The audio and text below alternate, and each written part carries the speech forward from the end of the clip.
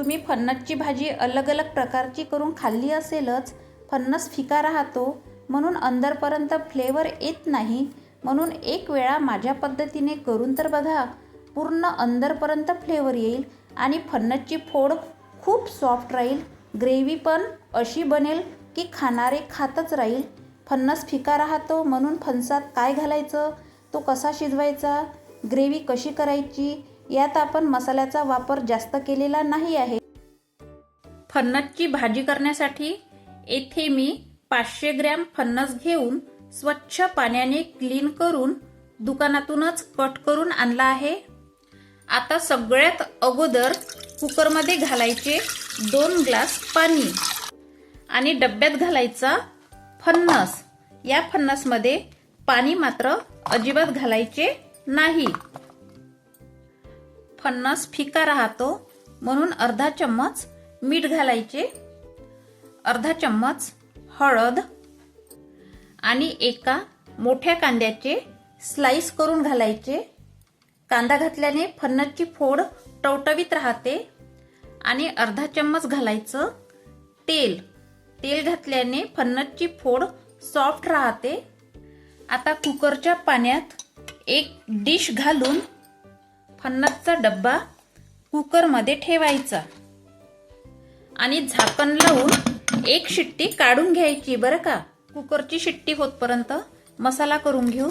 10 ते 12 लसूण पाकळ्या, थोडंसं अद्रक पातळ स्लाइस करून घेतले, 2 टोमॅटो कट करून घेतला, 2 चम्मच सुक्या नारळाचा किस आणि थोडीशी क्लीन करून कोथिंबीर याची छान पेस्ट करून घ्यायची।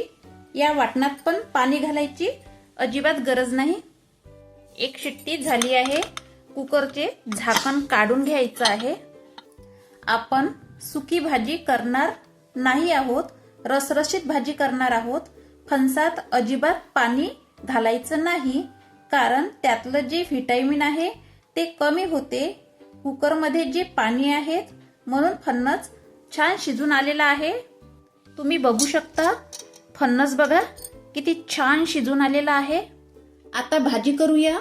गॅसवर कढईमध्ये तेल घालून 1 चम्मच जिरं घालून फुलू द्यायचं आहे। मग घालायचा बारीक कापलेला कांदा।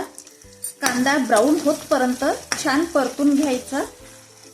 आता घालायचं मिक्सरला फिरवलेलं वाटण।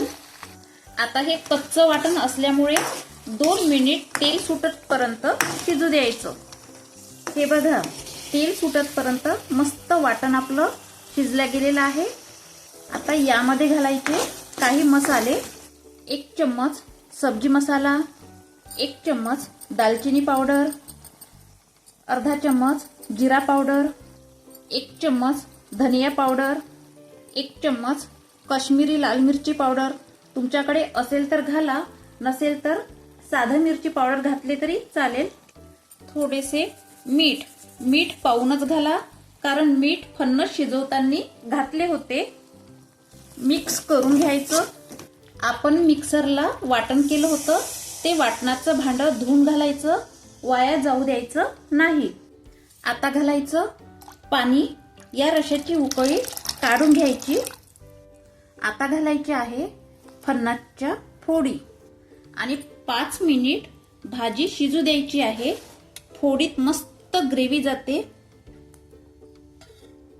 आता भाजीला मस्त कलर आला, रस्सा पण मस्त झाला, घरभर भाजीचा वास दरवळला। गॅस बंद करून घेऊ। आता भाजी सर्व करूया।